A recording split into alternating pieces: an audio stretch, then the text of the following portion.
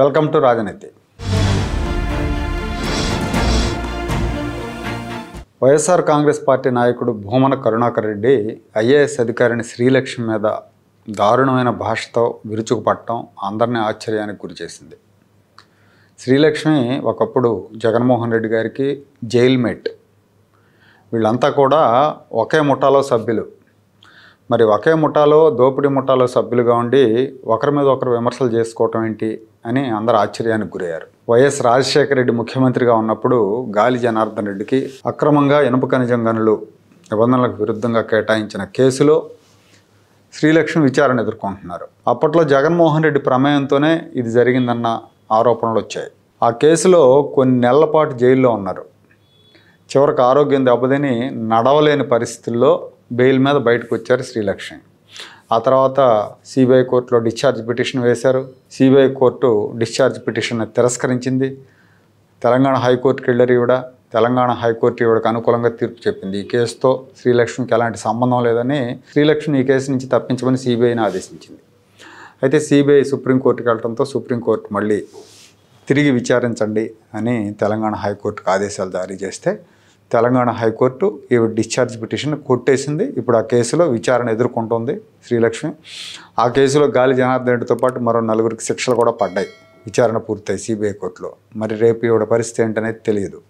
Career ప్రారంభంలో నిజాయితీపరురాలైన IAS ఆఫీసర్గా ఈవిడకి పేరుంది. మంచి మెరిట్ ఆఫీసర్ కూడా. మెరిట్ మీద ఎంపికయ్యారు ఐఏఎస్కి. అది చాలాసార్లు చెప్పుకున్నాం కూడా మనం. పశ్చిమ గోదావరి జడ్పీ చైర్మన్గా పనిచేసిన ఎర్రా నారాయణ స్వామిని తెలుగుదేశం పార్టీ నాయకులు ఉండేవారు. ఆయనకి చాలా సమీప బంధువు ఈవిడ. కానీ చెడు సావాసాల మూలంగా చెడ్డ పేరు తెచ్చుకున్నారు, జైలు పాలయ్యారు. రాష్ట్ర విభజన తర్వాత తెలంగాణ క్యాడర్ని ఎంచుకున్నారు. అక్కడే ఉంటే అయిపోయేదేమో. 2019లో జగన్మోహన్ రెడ్డి గెలవడంతోనే ఏపీకి రావడానికి ఉబలాట పడ్డారు. గతంలో ఎదుర్కొన్న చేదు అనుభవాల నుంచి పాఠాలు నేర్చుకోకుండా జగన్ సీఎంగా ఉన్నాడు కాబట్టి మళ్ళీ రెచ్చిపోవచ్చు అనుకున్నారు. అందుకే వస్తారు. లేదంటే జగన్మోహన్ రెడ్డి వల్ల ఒకసారి దెబ్బతిని జైలు పాలై మళ్ళీ ఆయన సీఎంగా ఉన్నప్పుడు ఏపీకి రావాలని ఎవరు కోరుకోరు, బుద్ధి ఉన్నోళ్ళు అయితే, నష్టపోయామనే భావన ఉన్నోళ్ళు అయితే. కానీ ఈవిడ మరి ధన వ్యామోహంతోనో లేదంటే జగన్మోహన్ రెడ్డి పెద్దపేట వేస్తారనో కానీ ఆంధ్రప్రదేశ్కి రావడానికి ఉబలాట పడ్డారు. జగన్మోహన్ రెడ్డి కూడా తెచ్చుకోవడానికి ఆసక్తి చూపించారు. ఆంధ్రప్రదేశ్కి ఆవిడని ఏపీ క్యాడర్కి మార్పించడానికి ఢిల్లీ స్థాయిలో తన పలుకుబడిని ఉపయోగించారు. ఢిల్లీ పెద్దలను ఒప్పించారు. ఏపీకి వచ్చాక ఈవిడకి మంచి పోస్టే ఇచ్చారు. మున్సిపల్ శాఖలో ప్రత్యేక ప్రధాన కార్యదర్శిగా చాలా కాలం పనిచేశారు ఈవిడ. జగన్ చెప్పిన అడ్డమైన పనులన్నీ చేశారు. రాజధాని అమరావతిని చంపేసే ప్రయత్నంలో ఈవిడ కూడా ఒక చేయేసింది. రాజధానిలో పేదలకు ఇళ్ల పట్టాల పేరుతో మాస్టర్ ప్లాన్ని ఉల్లంఘించి అమరావతి మాస్టర్ ప్లాన్కి విరుద్ధంగా 3-4 చోట్ల పేదలకు ఇళ్ల పట్టాలు పంచారు. ఏదో ఒక రకంగా రాజధానిని చంపేయాలి, రేపు ఒకవేళ ఫ్యూచర్లో ప్రభుత్వం మారినా పేదలకు ఇళ్ల పట్టాలు ఇచ్చారు, వాటిని తీసేశారు అనే విమర్శలు వస్తాయి కాబట్టి ప్రభుత్వాలు దాని జోలికి వెళ్ళవో అనుకున్నారు వీళ్ళు. రిషికొండ ప్యాలెస్ నిర్మాణంలో టూరిజం అధికారుల పాత్ర ఎంత ఉందో ఈవిడ పాత్ర కూడా అంతే ఉంది. జగన్మోహన్ రెడ్డి గారికి అనుకూలమైన ప్రాంతం, అనుకూలమైన భవంతుల కోసం ఏది విశాఖ కార్యనిర్వాహక రాజధానిగా ప్రకటించారు కాబట్టి ఆయన నివసించడానికి అనుకూలమైన భవంతులు, ప్రాంతాల కోసం ఈవిడ విశాఖపట్నం అంతా చెడదిరిగారు. అప్పట్లో మున్సిపల్ స్థలాలు తాకట్టు పెట్టి బ్యాంకు రుణాలు తీసుకురావడం దగ్గర నుంచి జగన్మోహన్ రెడ్డి చెప్పిన అడ్డమైన పనులన్నీ చేశారు. జగన్ తండ్రి వైఎస్ వల్ల జైలు పాలైనప్పటికీ, కేసులు ఎదుర్కొన్నప్పటికీ ఏమాత్రం మారలేదు. మళ్ళీ అడ్డగోలు పనులకు తెగబడ్డారు. కోర్టు ఉత్తర్వులు ఉల్లంఘించినందుకు శిక్ష కూడా పడింది. 2 వారాలు జైలు శిక్ష పడింది, కంటెంప్ట్ ఆఫ్ కోర్టు కింద. మళ్ళీ న్యాయమూర్తులు కోర్టు శరణ చూచితే వాళ్ళు సామాజిక సేవ చేయమన్నారు. సామాజిక సేవ కింద హాస్టల్ ఊడ్చారు. హాస్టల్ విద్యార్థులకి చాక్లెట్లు పంచారు. ఈవిడికి ఇప్పటికీ జగన్ మనిషిగానే ముద్ర ఉంది. అందుకే కూటమి ప్రభుత్వం ఈవిడని దూరంగా పెట్టింది. చంద్రబాబు నాయుడు గారు ఆయన పదవి బాధ్యతలు స్వీకరించినప్పుడు మిగతా ఐఏఎస్ అధికారులతో పాటు ఈవిడ కూడా వచ్చి బొక్క ఇవ్వబోతే ఆయన తీసుకోవడానికి ఇష్టపడాల. ప్రస్తుతం ఏ పోస్టింగ్ లేకుండా ఖాళీగా ఉంది. అయితే చిత్రంగా జగన్మోహన్ రెడ్డి సన్నిహితుడు, జగన్మోహన్ రెడ్డి కుటుంబ మిత్రుడైన భూమన కరుణాకర్ రెడ్డి శ్రీలక్ష్మి మీద రెచ్చిపోయాడు. ఆవిడ పేరు చెప్పకుండా వ్యక్తిగత విమర్శలు, దూషణలకు పాల్పడ్డారు. ఈవిడ అవినీతిలో అనకుండా నైతిక విలువలు లేవు, ₹1,50,000 విలువైన చీరలు కడుతుంది, 50 లక్షల కంటే ఖరీదైన 11 విగ్గులు ఉన్నాయి, రోజుకో విగ్గు పెట్టుకుంటుందని బాడీ షేమింగ్ చేశాడు. ఆవిడకి 11 విగ్గులు ఉన్నాయని ఈయన ఎప్పుడు లెక్కెట్టాడో కానీ మొత్తానికి ఆవిడని బాడీ షేమింగ్ చేశారు. వీళ్ళకి అది అలవాటే. మహిళలను కానీ పురుషులైనా ఇప్పుడు చంద్రబాబు నాయుడు గారిని చాలా దారుణంగా మాట్లాడతారు. ఆయనకున్న స్కిన్ డిసీజ్ గురించి కూడా వీళ్ళు చాలాసార్లు చాలా నీచమైన కామెంట్స్ చేశారు.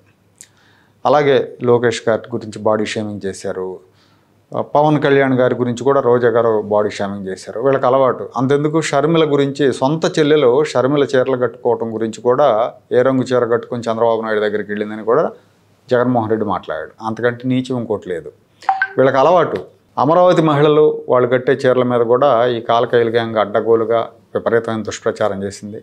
వాళ్ళ వ్యక్తిత్వ హననానికి పాల్పడ్డారు. వీళ్ళకి అది పెద్ద ఇష్యూ కాదు. మహిళలను కించపరచడం, వాళ్ళ బాడీ షేమింగ్ చేయటం, వాళ్ళ వేషధారణ తప్పుపట్టడం, ఇవన్నీ కూడా వాళ్ళకి చాలా సరదా పనులు. ఈ కరుణాకర్ రెడ్డి మళ్ళీ నేను చాలా ప్రోగ్రెసివ్ లీడర్ అన్నట్టుగా మాట్లాడుతూ ఉంటాడు. ఆవిడ చీరల గురించి, ఆవిడ విగ్గుల గురించి నిన్న విమర్శించాడు. పైగా చాలా దారుణమైన తిట్లు కూడా తిట్టారు. తాటకి, పూతన, లంకిణి అని ఆడరాక్షసులతో పోల్చాడు. ఒక్క మాటలో చెప్పాలంటే ఈవిడ రజియా సుల్తానా అన్నాడు. రజియా సుల్తాన్ అంటే చాలామందికి తెలిసి ఉండకపోవచ్చు. ఢిల్లీ సుల్తానేట్కి 12వ శతాబ్దంలో ఢిల్లీని పరిపాలించిన రాణి ఆవిడ. ఢిల్లీని కొంతకాలం పాటు పాలించి శాసించిన రజియా సుల్తానా, ఢిల్లీని కొంతకాలం పాటు పాలించిన ఏకైక మహిళగా రజియా సుల్తానా పేరు తెచ్చుకుంది. మరి రజియా సుల్తానాతో పోల్చారు. అంటే ఎవరిని లెక్క చేసేది కాదన్నట్టు, మంత్రులను సైతం పూచిక పుల్లలాగా చూసేది అని ఆయన ఆరోపించారు. జగన్ ఆశీస్సులు ఉంటే అంతే కదా. అసలు జగన్మోహన్ రెడ్డి మూల విరాట్టే మనాడు అయినప్పుడు మిగతా ఈ ఉత్సవ విగ్రహాలందరూ పట్టించుకోవాల్సిన అవసరం ఉంది అనుకుని ఉండొచ్చు. కరుణాకర్ రెడ్డి గారు బాగానే చెప్పారు, ఈవిడ మంత్రులను పూచిక పుల్లలాగా చూస్తుందని. మరి ధనంజయ రెడ్డి ఏం చేశారు? ధనంజయ రెడ్డి గురించి మర్చిపోయాడా? ధనంజయ రెడ్డి యాక్చువల్గా శ్రీలక్ష్మి కంటే జూనియర్ అధికారి. అతను నాన్ క్యాడర్ పోస్టులోంచి వచ్చాడు. అతను డిఫాక్టో సీఎం లాగా చలాయించాడు అధికారాన్ని. మంత్రులను సైతం బయట నిలబెట్టి వెయిట్ చేయించేవాడు. ఇదే విషయాన్ని బాలినేని శ్రీనివాసరెడ్డి కూడా చెప్పారు. ఆయన మంత్రి వైసీపీలో చివరి రోజుల్లో బయటకు వచ్చే టైంలో ధనంజయ రెడ్డి కూడా అపాయింట్మెంట్లు ఇచ్చేవాడు కాదు మంత్రులకని. మరి ఆ రోజున జగన్మోహన్ రెడ్డి ఆశీస్సులు ఉంటే, ఆ రోజున ఏంటి ఈ రోజునైనా కానీ ఎవరికైనా జగన్మోహన్ రెడ్డి ఆశీస్సులు ఉంటే మిగతా వాళ్ళని పొల్లల్లాగానో గడ్డి పోచల్లాగానో చూస్తారు. 35 ఏళ్లుగా వేల కోట్లు లూటీ చేసింది ఈవిడ అని చెప్పారు. మరి 35 ఏళ్లుగా వేల కోట్లు లూటీ చేసినప్పుడు 6 ఏళ్ల క్రితం జగన్మోహన్ రెడ్డి మళ్ళీ ఎందుకు తెచ్చిపెట్టుకున్నాడు? వేల కోట్లు లూటీ చేసిన ఆవిడని ఆ లూటీ చేయడంలో ఎక్స్పీరియన్స్ ఉంది కాబట్టి, ఆ లూటీ చేసిన సొమ్ము మన ప్యాలెస్కి వస్తుంది కాబట్టి తెచ్చిపెట్టుకున్నాడు అనుకోవాలా? మరి అప్పుడు ఎందుకు అభ్యంతరం వ్యక్తం చేయలేదు? పోనీ ఈ కరుణాకర్ రెడ్డి, సరే జగన్మోహన్ రెడ్డికి తెలియదు అనుకుందాం, కరుణాకర్ రెడ్డికి తెలుసు కదా వేల కోట్లు సంపాదించిందని. తమ్ముడు అవుతాడో ఏమవుతాడో, ఇలాంటి వాళ్ళని తెచ్చిపెట్టుకొని మనం అప్రదిష్ట పాలవుతామని జగన్మోహన్ రెడ్డికి చెప్పాలి కదా ఆ రోజున. పైగా ఇంకో మాట కూడా అన్నారు, దివంగత తెలుగుదేశం నేతతో అంటగాగింది, ఆ ఘోరం చూడలేక మేము అడ్డుకట్టేసాం, అందుకే నా మీద కక్ష కట్టి టీడీపీ వాళ్ళని నా మీదకు ఉసుకొల్పింది అన్నారు ఆయన. యాక్చువల్గా టీడీపీ వాళ్ళు శ్రీలక్ష్మిని జగన్ మనిషిలాగా చూస్తారు, శత్రువుల క్యాంపుకు సంబంధించిన అధికారిగా చూస్తారు. కాబట్టి ఆవిడ ఉసుకొల్పితే ఊగిపోయేవాళ్ళు టీడీపీలో ఎవరూ లేరు. పైగా టీడీఆర్ బాండ్ల పేరుతో 100 కోట్లు కొట్టేయాలని చూస్తే తిరుపతిలో మేము అడ్డుకున్నాం, అందుకే మా మీద కక్ష కట్టి మేమే టీడీఆర్ బాండ్ల ద్వారా అవినీతి చేసాం, డబ్బు సంపాదించామని మా మీద దుష్ప్రచారం చేస్తుందని కూడా కరుణాకర్ రెడ్డి అన్నారు. ఒక అవినీతిలో అనకొండ లాంటి ఒక అధికారిని, రాష్ట్రంలో ఉన్నటువంటి మంత్రులనందరినీ కూడా పూచిక పుల్లల్లాగా చూసేటువంటి అధికారిని, మరి తన శాఖకు ఇన్ఛార్జిగా ఉండేటువంటి మంత్రులనైతే లెక్క కూడా చేయనటువంటి అధికారిని, ఆ అధికారిని డబ్బులు సంపాదించటమే తప్ప ఏ నైతిక విలువలు లేనటువంటి మనిషిగా, ఒక మాటలో చెప్పాలంటే ఓ తాటకిలాగా కింది అధికారుల పట్ల వ్యవహరించేటువంటి ఆమె ఓ పూతనకు ఏమాత్రమో తక్కువ కాదు, లంకిణి కంటే కూడా చాలా విపరీతమైనటువంటి చేష్టలు ఉన్నటువంటిది. ఆవిడ ధరించేటువంటి, రోజు ధరించే చీర ఖరీదు కనీసం అంటే 1,50,000 రూపాయలు. ఆమె చేసేటువంటి ఉద్యోగం ఏంటి, ఆమెకు వచ్చేటువంటి జీతం ఎంత, ఆవిడ ధరించేటువంటి చీరల ఖరీదు ఎంత, ఇవన్నీ కూడా నాకు చాలా స్పష్టంగా తెలుసును.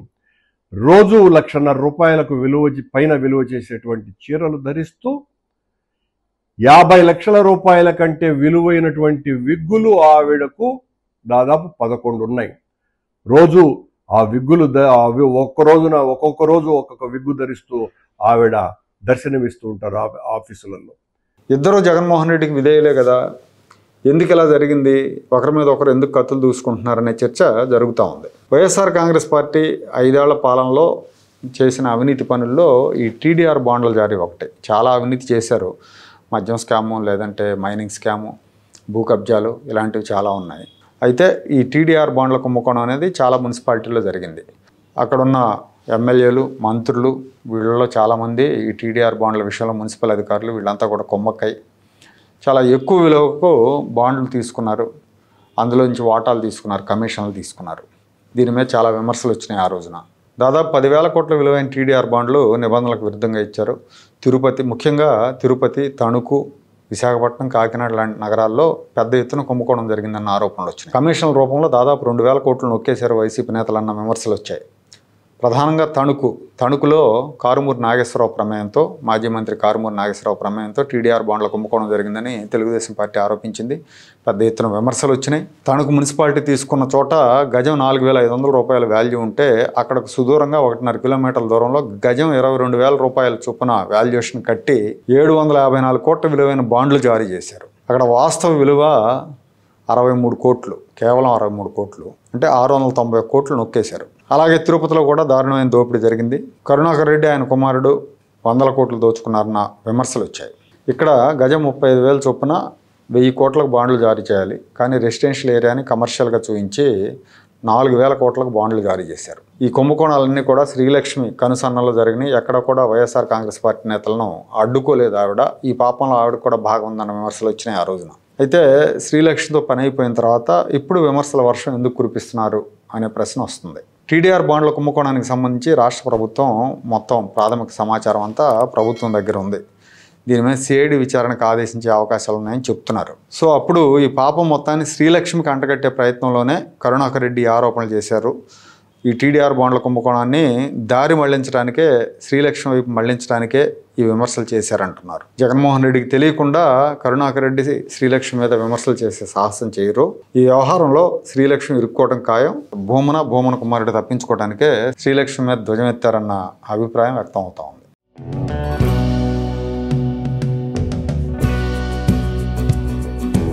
Like, share and subscribe to Rajaniti channel.